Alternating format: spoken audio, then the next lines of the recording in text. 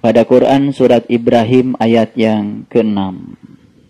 A'udzubillahi minasyaitonirrajim. Bismillahirrahmanirrahim. Wa iz qala Musa liqaumihi, dan berkatalah Musa kepada kaumnya. Mohon dipahami, Musa itu jangan dipahami sebagai sosok manusia di masa lalu saja. Supaya ayat ini menjadi kontekstual dan memiliki nilai di masa kini, Musa ini jangan dibayangkan sebagai sebuah sosok di masa lalu. Tapi Musa ini adalah siapa saja yang menjadi wakil Allah untuk menyampaikan kasih Allah di masa manapun, itulah sesungguhnya Musa. Judul surat yang kita bahas, judulnya surat Ibrahim. Tapi kok ceritanya di dalamnya tentang Musa? Harus dipahami. Jadi Musa harus diekstrapolasi lebih luas lagi. Begitu di ayat ini kita membaca kata Fir'aun. Izkuru ni'matallahi alaikum id anja'akum min ali Fir'aun. Begitu mendengar kata Fir'aun, membaca kata Fir'aun, kita jangan menyempitkan pikiran kita untuk memikirkan Fir'aun sebagai sosok manusia di masa lalu yang ada dalam sejarah. Tapi mari kita lihat ya Fir'aun dalam konteks kekinian. Karena sesungguhnya kalau menurut pemahaman saya, kenapa Fir'aun itu diabadikan jasmaniahnya, diawetkan? Itu kan artinya bukan suatu kebetulan bahwa Allah mengizinkan yang seperti itu, karena di kemudian hari termasuk hari ini sebetulnya Fir'aun itu tetap akan ada. Saya tidak akan berbicara Fir'aun sebagai sosok manusia di masa lalu, tapi saya akan berbicara Fir'aun sebagai sifat manusia di masa kini. Mungkin Fir'aun yang dalam sejarah dibatasi oleh waktu dan telah tidak ada di hadapan kita.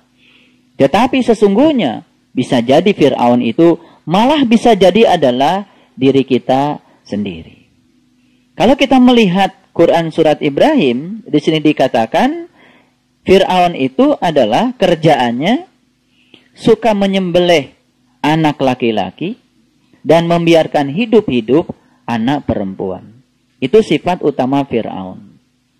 Menyembelih anak laki-laki itu artinya suka menghalang-halangi peningkatan kualitas rohani. Menyembelih anak perempuan pasti otomatis. Setiap orang menghalang-halangi rohaniahnya untuk maju, pasti dia mengizinkan aspek jasmaniahnya untuk berkembang. Setiap dia itu bergerak ke arah kanan, itu pasti menjauhi kiri. Setiap dia bergerak ke arah kiri, pasti menjauhi kanan. Sudah otomatis. Ini bukan sesuatu yang bersifat terpisah, tapi sesuatu yang bersifat simultan. Mungkin tak terasa sesungguhnya kita pun barangkali ya sering mengizinkan malas ya bekerja pada diri kita. Sering mengizinkan ya alasan-alasan yang tidak masuk akal diizinkan sebagai pembenaran kepada kita, sekedar menenteramkan ya perilaku kita yang sesungguhnya berlawanan dengan hati nurani kita. Mungkin itu sering terjadi pada diri kita, akibat kita tidak bisa mengendalikan diri kita. Ketika kita bisa menaklukkan orang lain, kita sebetulnya sudah hebat. Tapi ketika kita bisa menaklukkan diri kita sendiri, sebetulnya kita menjadi jauh lebih hebat. Bahkan bisa jadi super hebat, karena disitulah kekuatan kita. Oleh karenanya, mari kita lihat secara faktual, secara kontekstual dalam kehidupan yang sekarang. Di seluruh dunia sekarang sedang mengalami gejolak. Menurut saya, semua gejolak itu diakibatkan oleh dominannya sifat-sifat Fir'aun pada diri-diri setiap manusia. Jadi kalau Fir'aun ini saya letakkan di sebuah garis bilangan di sebelah kiri, kemudian Musa diletakkan di sebelah kanan, barangkali sekarang ini manusia sedang condong ke sebelah kiri. Setiap condong ke kiri, pasti akan ada gejolak. Dan gejolak ini bisa jadi mungkin ya terjadi secara serempak, secara resonan di seluruh belahan bumi. Mungkin juga terjadi di tempat kita. Makanya mudah-mudahan kita ya dalam hal ini bisa memerankan diri kita sebagai Musa masa kini yang condong ke sebelah kanan. Dan jangan lupa Allah mengingatkan, kalau engkau mengejar aku, engkau pasti akan dapat dua, dapat aku dan dunia. Bergerak ke sebelah kanan bukan berarti meninggalkan kiri, tapi bergerak ke sebelah kanan justru ya kita menghidupi hidup ini ya dengan sebaik-baiknya dan memulai kehidupan itu semata-mata karena Allah. Saya pernah mengatakan ya di tempat ini bahwa kita ini menafkahi diri kita dengan apa yang kita dapat. Tapi kita menghidupi diri kita dengan apa yang kita berikan pada orang lain. Ketika kita sudah sukses, ya memenuhi semua kebutuhan kita, sandang kita, pangan kita, papan kita, jangan lupa, tidak usah berlebihan untuk memenuhi kebutuhan sandang, pangan, dan papan, karena kelebihan yang Allah titipkan kepada kita bukan untuk diri kita, bukan untuk menghidupi kita. Karena ketika kita baru bisa menafkahi diri kita dengan apa yang kita dapat, sesungguhnya kita baru memikirkan diri sendiri. Tapi ketika kita mulai memberi kepada orang lain, disitulah kita mulai hidup. Oleh karenanya, marilah kita menjadi manusia yang hidup dan benar-benar hidup. Menjadi manusia yang ada dan benar-benar ada, bukan manusia yang ada tapi tidak ada. Jadi gejolak-gejolak, kegelapan-kegelapan, pertumpahan darah, kebencian, kemarahan, penyesalan, dan semua sifat-sifat buruk yang dimunculkan pada diri manusia, itu sebuah tontonan tentang betapa dunia ini telah mengalami sebuah kegelapan. Yang kita saksikan sekarang ini adalah terjadi suatu proses hijrah yang luar biasa dari satu kegelapan kepada kegelapan yang lain. Kita bisa melihat ya keseharian kita. Kegelapan itu ternyata sekarang telah meliputi semuanya. Ada teman saya yang sehari-harinya melakukan penelitian di laboratorium astrofisika. Katanya ada hal yang menakjubkan karena banyak meteor-meteor yang berukuran besar sekarang ini mendekati bumi. Bahkan ada meteor yang berukuran diameternya 7 km. Itu adalah batu. Dan kalau meteor ini menabrak bumi, misalkan saja menabrak laut, maka secara fisika, kalau dihitung getarannya, itu akan menimbulkan tsunami dengan ketinggian 100 meter. Dan menurut penelitian, meteor-meteor itu sekarang semakin mendekat ke bumi. Karena secara physically ya, teleskop membuktikan dari hitungan bahwa ukuran mereka ternyata jauh lebih nyata dan kelihatan. Dan sangat mudah untuk melihatnya. Gejala apa ini? Saya yakin semua pergerakan alam fisik itu semua mencerminkan pergerakan di alam yang non-fisik. Semua kerusakan di muka bumi ini mencerminkan kerusakan di dalam bumi itu sendiri. Kerusakan yang bersifat fisik mencerminkan kerusakan jiwa. Dan kita sekarang menyaksikan kegelapan itu sudah meliputi semuanya. Mohon maaf barangkali kita bisa melihat tontonan di negara kita. Kebencian, kemarahan itu sudah merupakan suatu tontonan harian. Jadi kalau di Jakarta sehari tidak ada demo, Jakarta ini menjadi aneh. Dan sekarang menjadi tidak aneh kalau setiap hari ada demo. Sebab disitulah kita bisa menyaksikan betapa orang begitu mudah untuk marah, begitu mudah membenci orang, dan tidak punya kesempatan untuk mencintai orang lain karena dihabiskan seluruh waktunya hanya untuk menghukumi orang lain.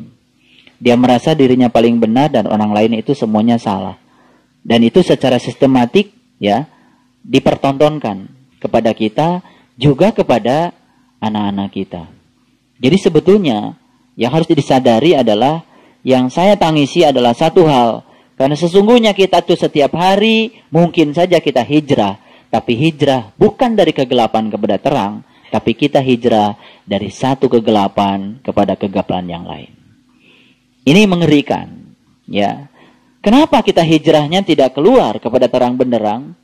Karena kuncinya cuma satu. Barangkali diri kita lebih didominasi oleh sifat-sifat Fir'aun ketimbang didominasi oleh sifat-sifat Musa. Sedikit sekali ya. Barangkali ya ajakan-ajakan untuk memakrifati Allah.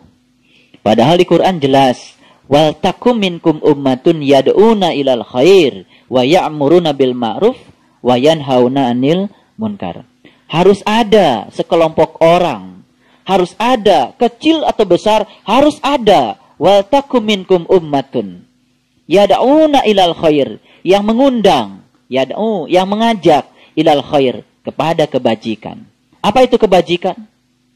Ya'muruna bil ma'ruf, ya, mengajak manusia untuk memakrifati dirinya agar dia bisa memakrifati Tuhannya, melewati apa saja. Banyak jalan untuk memakrifati Allah. Untuk apa? Wa yanhauna 'anil munkar, dan kita pun harus mencegah orang-orang yang sudah bisa menampakkan diri, kaki spiritualnya di dunia ruhaniah yang sesungguhnya, agar mereka tidak kembali ke belakang. Dan kelompok umat ini yang mengajak ke arah ini sudah sangat-sangat langka. Sudah sulit kita mencarinya. Tapi kalau mengajak, orang yang mengajak kita ke arah Fir'aun, mudah. Yang mengajak kita ke arah Musa, itu merupakan sesuatu yang langka. Jadi kalau hari ini kita terpanggil untuk menggeserkan diri kita dari kiri ke kanan, itu sesungguhnya karena Allah telah menarik kita. Kasih sayangnya begitu luar biasa untuk kita, karena kita telah dipilih olehnya untuk dikehendaki mendekatinya. Oleh karena itu, tidak ada hal yang harus kita ungkapkan kecuali rasa syukur. Dulu kita pernah punya pengalaman belajar berenang. Kita tidak akan pernah merasakan sensasi air ke dalam tubuh kita ketika kita berontak dalam air. Semakin berontak dalam air, maka air semakin menenggelamkan kita. Tapi begitu kita rileks, kemudian kita merasakan sensasi air pada tubuh kita, membiarkan tubuh kita menyatu dengan air, merasakan sensasinya, ternyata tubuh kita mulai mengambang. Dan tubuh kita mulai ringan, dan akhirnya mengapung dalam air. Makanya puncaknya mengapung dalam air ketika kita sudah benar-benar nol. Ketika kita sudah tidak lagi bernyawa. Makanya orang yang tenggelam, biasanya ketika orang tidak berenang tenggelam, pasti ke bawah dulu. Kalau sudah habis, baru ke atas. Jadi kita bisa menyaksikan sebetulnya ketika dia terapung, ya, gaya Archimedes bekerja total, itu ketika dia sudah betul-betul pasrah.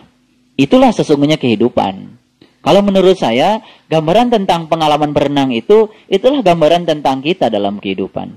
Semakin berontak dan melawan kehidupan, sesungguhnya kita akan semakin tenggelam dalam kehidupan.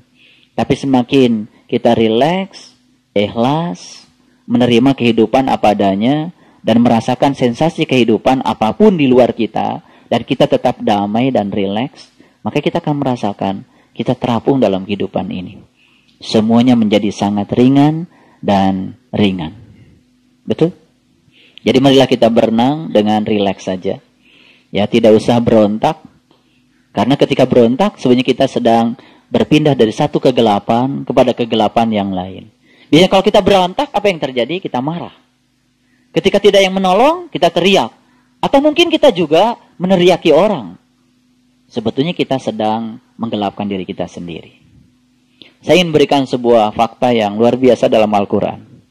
Kalau kita baca Quran surat Al-Baqarah, dimulai dengan Alif Lam Mim. Berikutnya cerita apa? Cerita Zalikal Kitab. Kalau masuk pada Quran surat Ali Imran, Alif Lam Mim. Berikutnya apa? Allahu la ilaha illa huwal hayyul qayyum. Cerita Allah. Kalau kita buka ayat yang berikutnya, tengoklah Quran surat Ar-Ra'd yang baru kita bahas. Alif Lam Mim Ra, tilka ayatul kitab. Quran surat Ibrahim, Alif Lam Ra, Di dalamnya apa? Kitabun, cerita kitab. Teruskan penelitian ini pada seluruh surat. Ternyata setiap lafaz muqatta'ah yang di awal surat, itu berikutnya selalu cerita, kalau gak cerita Allah, itu cerita kitab. Saya baru mengerti. Kenapa selama ini kita tidak dibolehkan membahas lafaz muqatta'ah yang di awal surat. Sebetulnya bukan lafaz itu yang tidak boleh dibahas. Karena sesungguhnya di balik lafaz itu cuma ada satu. Setiap kita menyelesaikan lafaz itu berikutnya kitab. Itu artinya apa? Ketika kita telah menemukan hakikat di balik lafaz itu, yaitu password untuk memasuki diri kita, maka kita akan menyaksikan kitab pada diri kita. Jadi sebetulnya alif lam mim ra, alif lam ra, kaf ha ya ain shad, yasin pun. Coba, setelah yasin apa berikutnya? Wal Qur'anil Hakim. Betul? Iya. Jadi sebetulnya semua lafaz muqatta'ah itu, kalau kita malas merinci satu-satu, rahasia di dalamnya cuma satu. Kunci pembuka mata kalbu. Makanya begitu kita menemukan kunci di balik itu, maka berikutnya pasti kita akan mengetahui kitab yang diturunkan kepadamu. Jadi, itulah. Nah, kenapa lafaz muqatta'ah tidak boleh dibahas? Yang tidak boleh dibahas itu bukan lafaznya. Yang tidak boleh dibahas itu adalah apa yang sudah kita dapat, tidak perlu dibahas lagi. Tidak perlu diobrolkan lagi. Begitu dapat kunci itu dari guru, itu milik kita. Setelah menjadi milik kita, Nabi mengatakan, barang siapa yang mengamalkan apa yang dia tahu, maka Allah akan mengajarkan apa yang belum dia tahu. Jadi kalau kita ingin banyak ilmu, gak usah cari kesana kesini. Kunci itu cukup untuk membuka rahasia semua ilmu. Amalkan itu dan terus amalkan. Mengamalkan yang kita tahu, Allah akan mengajarkan apa yang kita belum tahu. Jadi kaya kan kita. Kalau tidak boleh dibahas lagi, berikutnya tinggal apa? Jalani agar kita bisa menemukan kitab.